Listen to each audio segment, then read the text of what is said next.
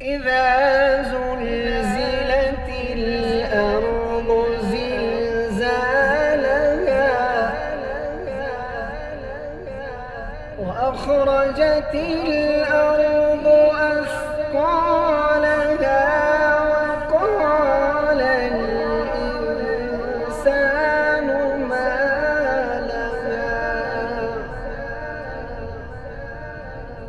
إذا زلزلت الأرض زلزالها وأخرجت الأرض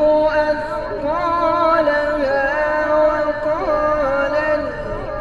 الإنسان ما لها يومئذ تحدث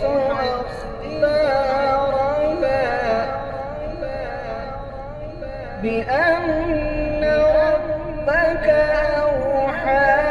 لها يومئذ يصدر الناس